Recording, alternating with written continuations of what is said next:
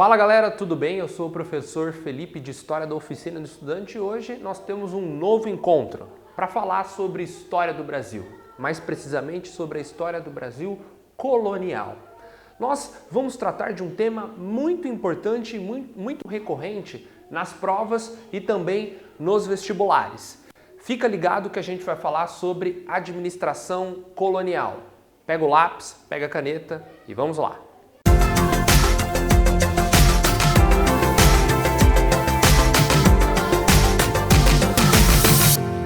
Bom, começando a nossa aula, nós vamos falar sobre a administração colonial portuguesa.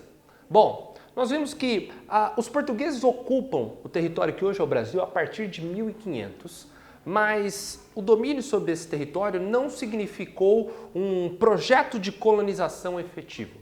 Esse projeto ele vai começar apenas em 1532 com a fundação da Vila de São Vicente. Você pode perguntar, professor, por que os portugueses já não iniciaram o processo de colonização a partir da chegada deles em 1500? Bom, o principal motivo para que isso não acontecesse foi o fato das rotas comerciais no Oriente serem mais lucrativas.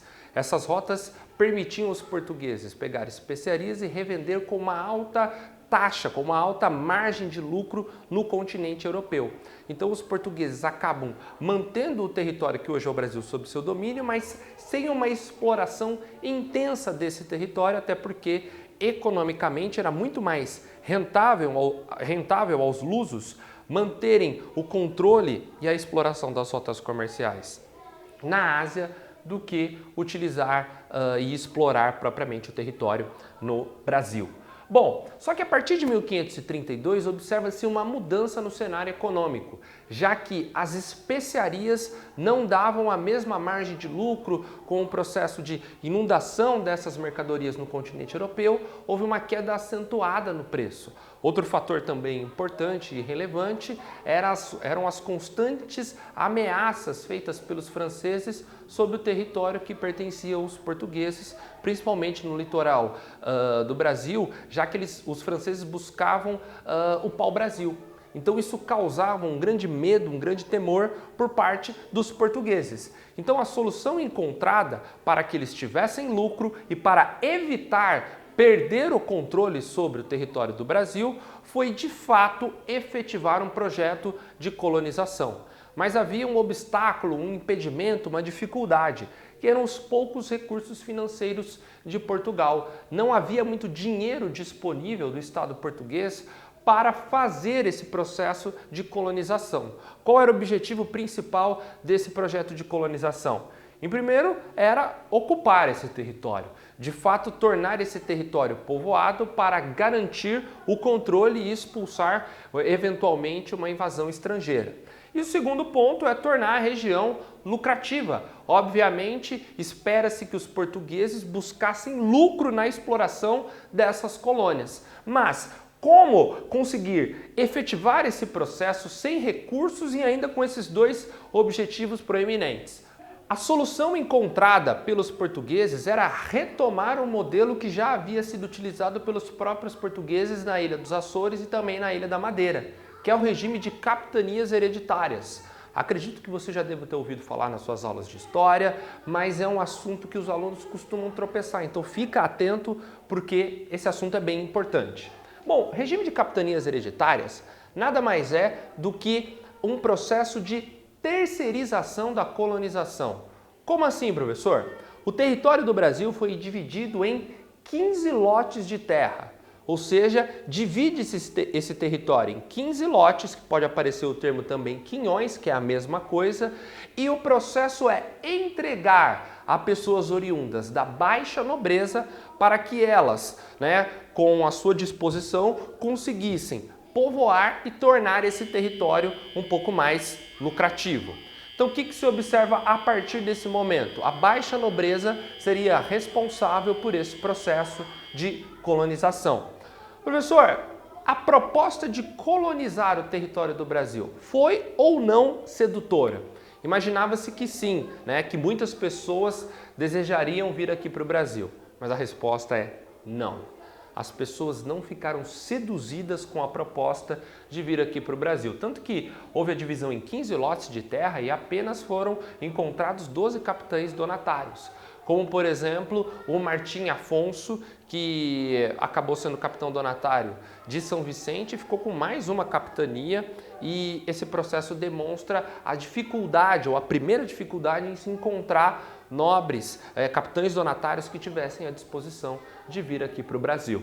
Mas existiram outras dificuldades que também se apresentaram. Eu posso colocar aqui para vocês a dificuldade do isolamento geográfico. O contato entre a colônia e a metrópole não é um contato intenso.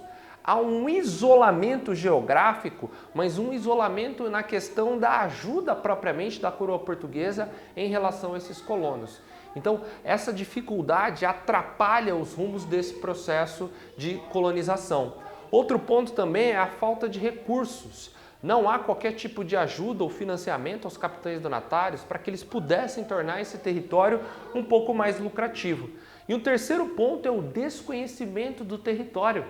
Como fazer um processo de colonização se não há o conhecimento desse território a ser explorado?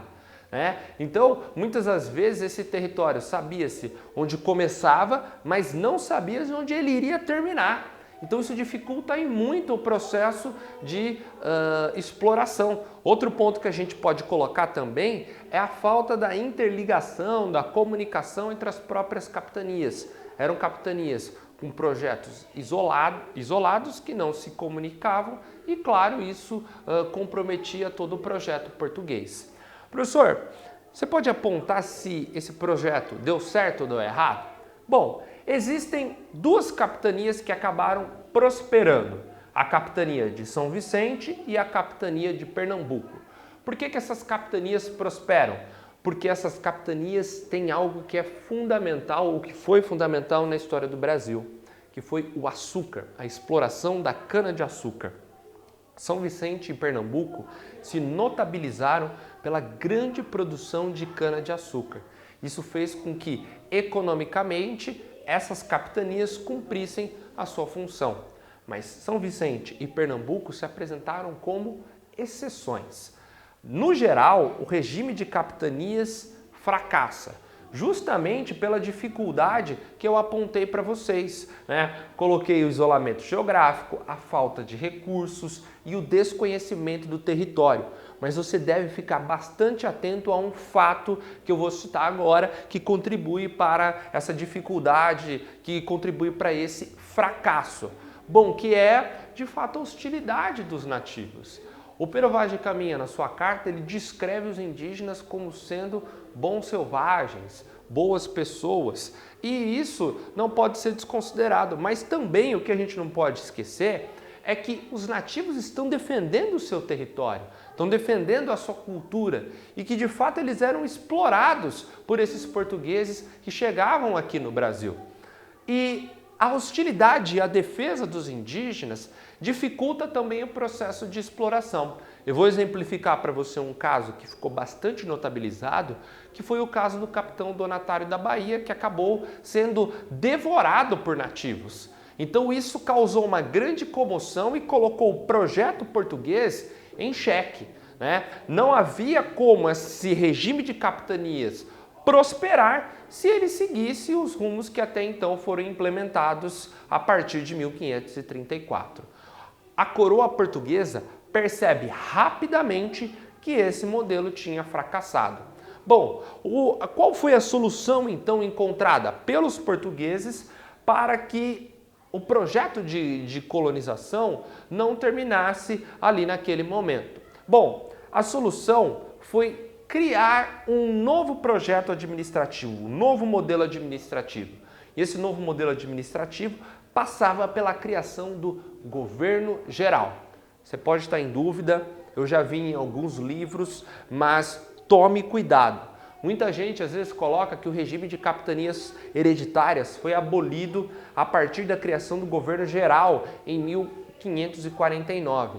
Isso não é verdade. Mesmo com a criação do governo geral, existe ainda o regime de capitanias hereditárias. Tudo bem? Esse regime de capitanias hereditárias foi extinto apenas no final do século XVIII. Então ele continua a existir até o século XVIII e não foi extinto com a criação do governo geral. Mas qual é a finalidade desse novo modelo administrativo? Qual é a finalidade da criação do governo geral? É articular a ligação entre a colônia e a metrópole.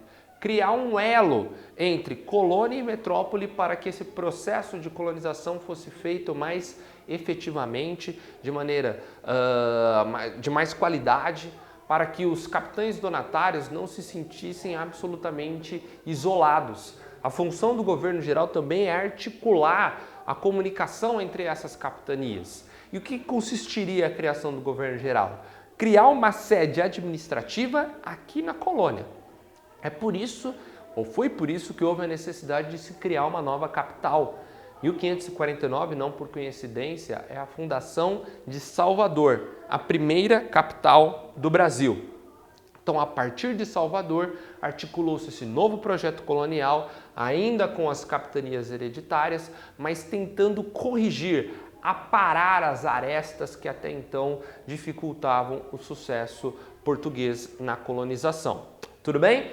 Outro ponto também importante que os portugueses acabaram colocando para facilitar e otimizar a administração foi a criação das câmaras municipais.